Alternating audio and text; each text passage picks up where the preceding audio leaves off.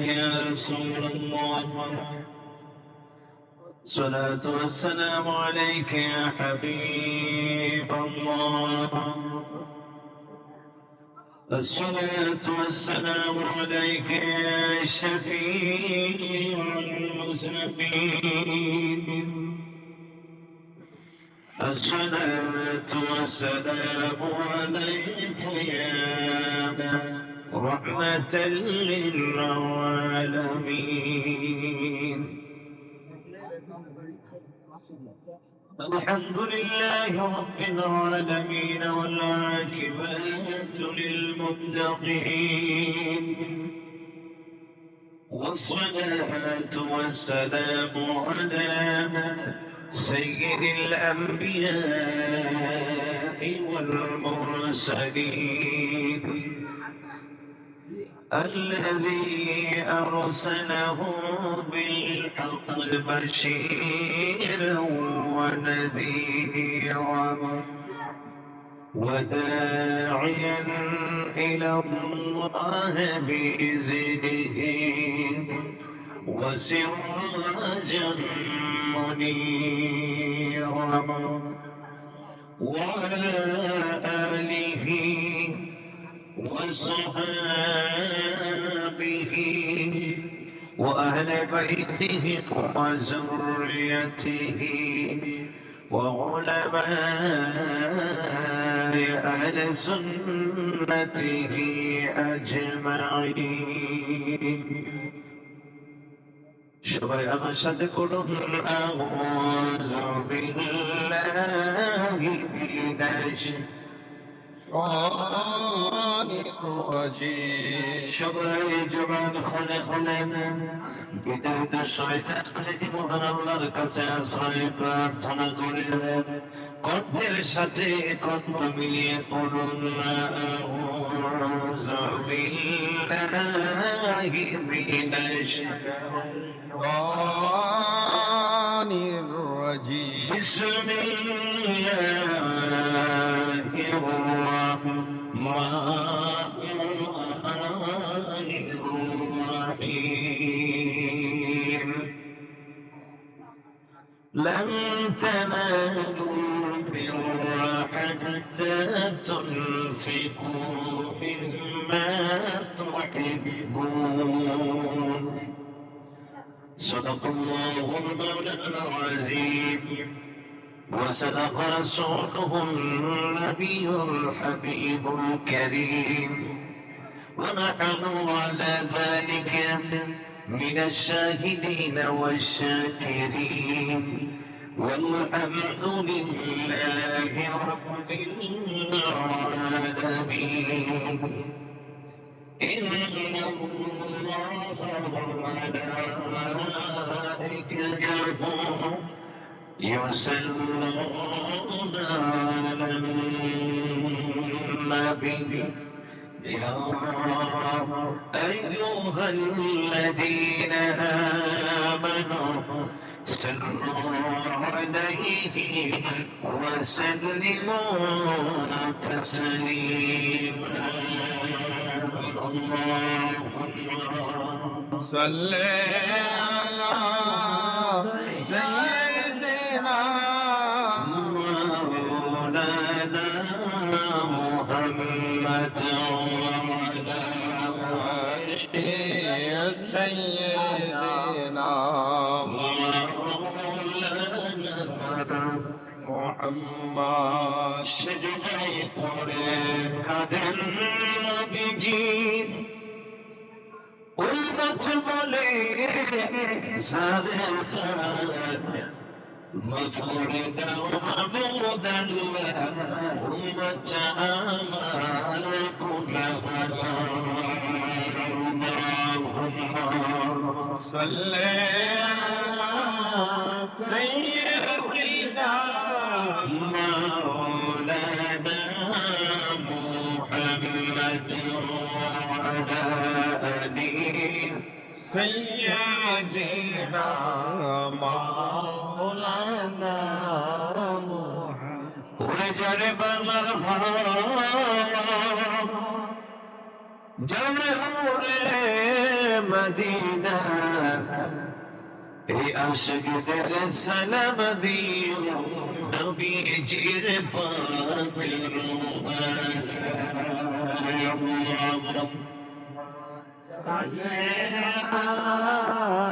سيدنا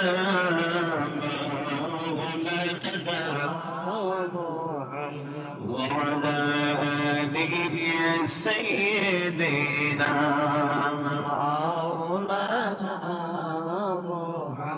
بلغ العلا بكماله كشف الدجى بجماله حسنت جميع خصاله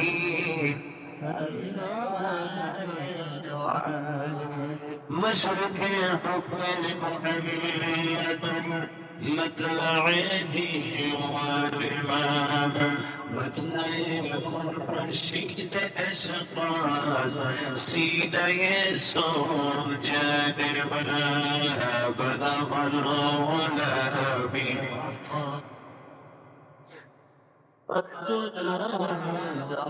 حسنت جميع خصاله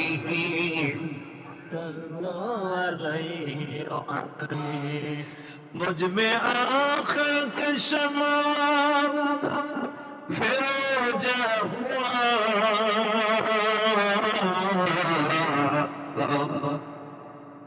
مجھ میں آخر کا شمع فروجہ ہوا نور اول كان جلوہ نور اول كان جلوہ مالا نبی بلغ العلا بجماله كشف الدجى بجماله حسنت جميع خصاله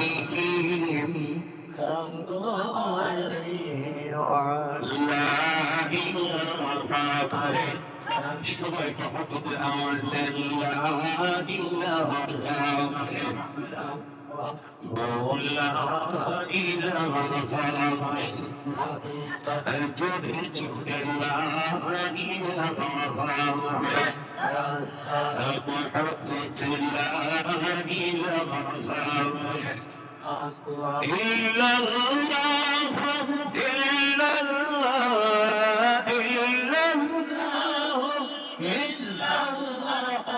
لا إله إلا الله لا إله إلا الله لا إله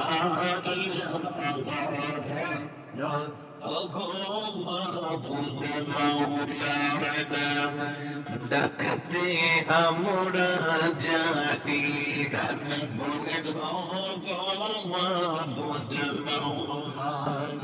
হরে ডাকতে আমরা জানি কিভাবে ডাকলে তুমি কিভাবে ডাকলে তুমি রাজি হয় বলো না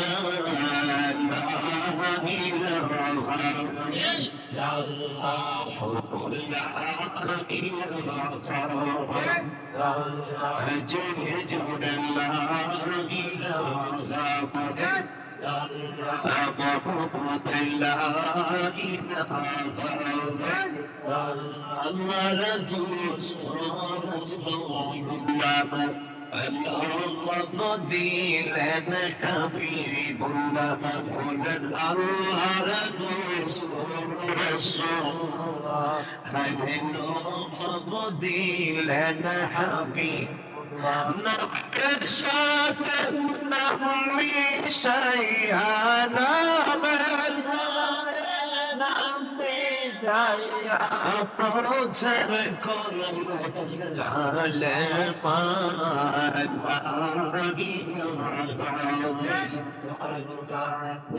لا إله لا إله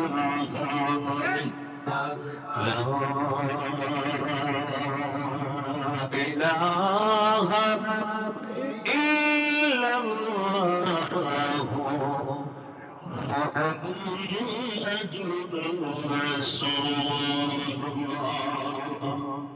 সবাই পড়ুন সাল্লাল্লাহু আলাইহি ওয়াসাল্লাম। اللهم صل وسلم وبارك على سيدنا محمد وبارك عليه। উপস্থিত এই 3 নম্বর উত্তরপাড়া নগরীতে আয়োজিত মরহুমা কি নাম জয়পুরনেসা স্মরণে নবম বার্ষিকী ওয়াজ ও মাহফিলের মুআজ্জাজ মুকাররম মুহতারাম সম্মানিত সদর জলসা আজকের মাহফিলের সম্মানিত সভাপতি জনাব মোহাম্মদ হাফিজুল বারী, উপস্থিত হযরত উলামায়ে কেরাম, মুরব্বিন আযম, আজকের মাহফিলের নিবেদক যিনি রয়েছেন জনাব ফজলুর রহমান মেম্বার, আল্লাহ পাক তাদের হায়াতে বরকত দান করুন আমিন। উপস্থিত সর্বস্তরের সুন্নি মুসলমান ভাইরা, পর্দানিশী আবুলা সরলা মা বোনেরা, সবাইকে আমি আমার অন্তঃস্থল থেকে জানিয়ে আপনাদেরকে আমি সালাম প্রদান করি। মহব্বতের সরে সবাই সালামের জবাব দিবে। আসসালামু আলাইকুম ওয়া রাহমাতুল্লাহি ওয়া বারাকাতুহু। আসসালামু আলাইকুম ওয়া বারাকাতুহু। মহান আল্লাহ সুবহানাহু ওয়া তাআলার দরবারে আজকের মাহফিল থেকে আমরা শুকর আদায় করি, যিনি এই পবিত্র শাহরুল হারাম, একটি পবিত্র সম্মানিত চাঁদে, এই জিলহজের চাঁদে আমাদেরকে একটি নূরানি ঈমানি ও রূহানি ইরফানি কোরআন ও হাদিসের মাহফিলে ওয়াজ ও মাহফিলে আমাদের সবাইকে আসার বসার, কোরআন ও হাদিস শরীফ থেকে কিছু আলোচনা করার এবং শোনার সুযোগ শক্তি তৌফিক যে আল্লাহ তাবারক ওয়া তাআলা দান করেছেন।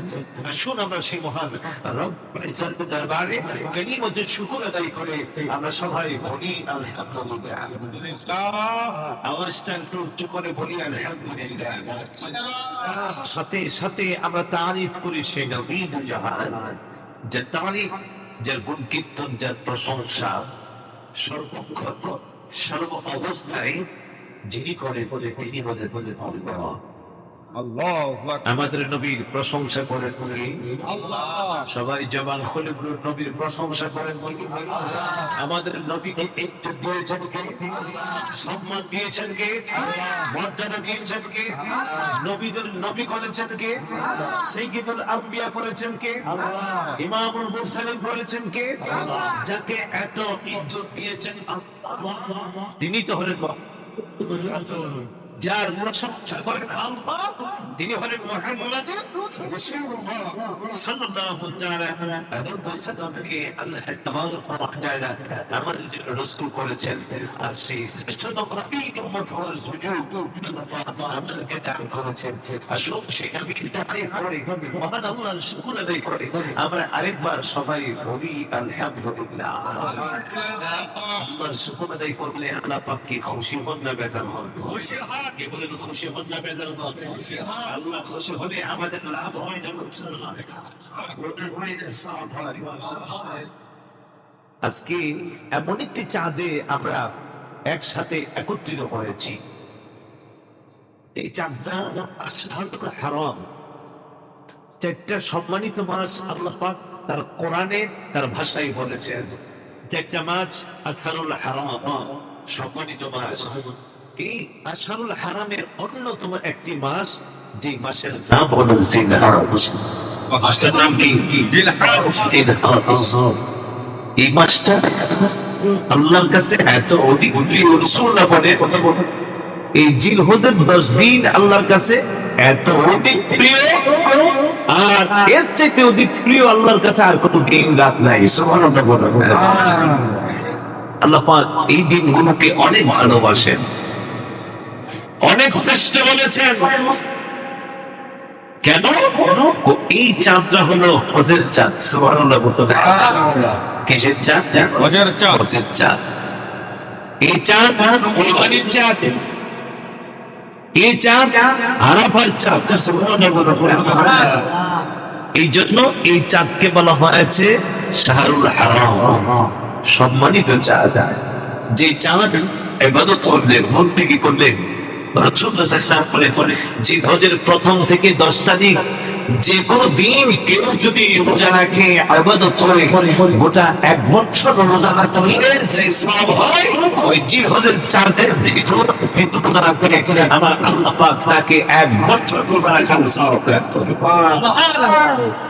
আর রাত্রে বেলা যদি কেউ ইবাদত করে, বন্দেগী করে, রাসূলুল্লাহ সাল্লাল্লাহু আলাইহি ওয়াসাল্লাম বলেন একটা লাইলাতুল কদর যে সওয়াব পাওয়া যায়, এই জিলহজের কোন রাত্রে যদি এই চাঁদের 10 তারিখের ভিতরে কোন একটি রাত্রে যদি কোন উম্মত, কোন বান্দা যদি ইবাদত করে, বন্দেগী করে, একটা লাইলাতুল কদরের সওয়াব পায়। সুবহানাল্লাহ। আল্লাহ আকবার। আর আরাফা 9 তারিখ যেদিন হজ হয়, এটা হলো জিলহজের 9 তারিখ হজ। রাসূলুল্লাহ সাল্লাল্লাহু আলাইহি ওয়াসাল্লাম বলেন যারা আরাফার দিনে রোজা রাখে, 9 তারিখে রোজা রাখবে, তার 1 বছর আগের গুনাহ, 1 বছর পরের গুনাহ আল্লাহ পাক ক্ষমা করে দিবেন। সুবহানাল্লাহ। তাহলে এই মাসটার ইজ্জত বেশি না কম? বেশি। সম্মান বেশি না কম? বেশি। এই মাসটা কুরবানির মাস। মাসটা কিসের মাস? কুরবানির মাস। আল্লাহ তাআলা বলেন ফাসাল্লি লিরাব্বিকা ওয়ানহার, তুমি তোমার প্রভুর জন্য নামাজ পড়ো এবং কুরবানি দাও। কি দাও? কুরবানি দাও। কুরবানিটা কি? কুরবান শব্দ থেকে কুরবান, কুরবান শব্দের অর্থ হচ্ছে নৈকট্য পাওয়া, দিদার পাওয়া, করা। এটার আরেকটা অর্থ হচ্ছে কোরবানি মানে ত্যাগ করা। কোরবানি মানে কি? ত্যাগ করা, উৎসর্গ করে দাও। পরিভাষায় ইসতিলাহান, শরীয়তের পরিভাষায় কোরবানি বলা হয় আল্লাহকে সন্তুষ্টি করার জন্য কোন বান্দা কোনো কিছু ত্যাগ করা, কোনো কিছু উৎসর্গ করা, এটার নামই হচ্ছে কোরবানি। কাকে সন্তুষ্টির জন্য? আল্লাহকে সন্তুষ্টি করার জন্য কোনো কিছু উৎসর্গ করা, কোনো কিছু জবাই করা, অথবা কোনো কিছুকে ত্যাগ করা, এটার নাম কি? সব দিনের জবাইকে কোরবানি বলা হয় না। আমরা গরু জবাই করি না? বিয়ে শাদীতে গরু জবাই করি, অনুষ্ঠানে গরু জবাই করি, মেহমানদের জন্য গরু জবাই করি, বাজারে কসাইরাও কি করে? গরু জবাই করে। সব জবাইকে কি কোরবানি বলা হয়? সব জবাইকে কোরবানি বলা যাবে? সব জবাইকে কি বলা যাবে না? কোরবানি বলা যাবে না। তাহলে কোরবানি কোনটা? কোরবানি হলো আল্লাহকে সন্তুষ্টি করার জন্য তুমি যে ত্যাগটা করেছো, যে পরীক্ষাটা দিয়েছ, তুমি যে পরীক্ষা করেছ, তুমি যে পশুটা জবাই করেছ, একমাত্র কার জন্য? আল্লাহকে সন্তুষ্টি করার জন্য অর্থ ব্যয় করেছ, পশু কোরবানি দিয়েছ, রক্ত পরিণত করেছ, তুমি একটি ত্যাগ করেছ, এর নামই হচ্ছে কোরবানি। সুবহানাল্লাহ। কোরবানির আরেকটা অর্থ হচ্ছে পশু জবাই দিয়ে আমাদেরকে আল্লাহ পাক শিক্ষা দিচ্ছেন প্রত্যেকটা মানুষের ভিতরে একটা পশুর আত্মা আছে। কি আত্মা? পশুর আত্মা আছে, যে পশুর আত্মাটা মানুষকে এমন করে তোলে, একটা পশু যেমন হালাল বোঝে না, হারাম নেই বোঝে না, অন্যায় বোঝে না। পশু কোন খাবারটা নিজের মালিকের আর কোন খাবারটা অন্যের, এটা কি বুঝে? পশু যখন আপনি জমিনে ছেড়ে দিবেন, নিজের মালিকের ক্ষেত খাইব, আরেকজনের ক্ষেত খাইব। এই জন্য এটা কি বলে? পশু। পশু মানে কি? যে বস্তুটা হালাল বোঝে না, হারাম আপন বোঝে না, ফল নেই বোঝে না, রাসূলুল্লাহ সাল্লাল্লাহু আলাইহি ওয়াসাল্লাম বলেন, তুমি কোরবানির মাধ্যমে তোমার ভিতরে যে একটা পশু আত্মা আছে এটাকে জবাই করে দেওয়ার নামই হচ্ছে হাকিকতের কোরবানি। সুবহানাল্লাহ। যখন তুমি এটাকে জবাই করে দিবে, তুমি ন্যায় বুঝবে, অন্যায় বুঝবে, হালাল বুঝবে, হারাম বুঝবে, তুমি আর যেমনি তেমনি চলতে পারবে না। পশু যেমনি তেমনি চলে, তুমিও এমনি চলতে পারবে না, কারণ তোমার পশু, তোমার ভিতরের যে পশু আত্মা, এটাকে তুমি কি করে দিয়েছো? জবাই করে দিলে এইভাবে মানুষকে উন্নতি করার জন্য, আত্মাটাকে পরিশুদ্ধ করার জন্য আল্লাহ বিশেষ বিশেষ ব্যবস্থা করেছেন, যাতে করে বান্দাগুলো মহান আল্লাহর সান্নিধ্যে পৌঁছতে পারে। আর এই সান্নিধ্যে যে বান্দাগুলো পৌঁছতে পারে তারাই হচ্ছে আল্লাহর প্রিয় বান্দা। সুবহানাল্লাহ।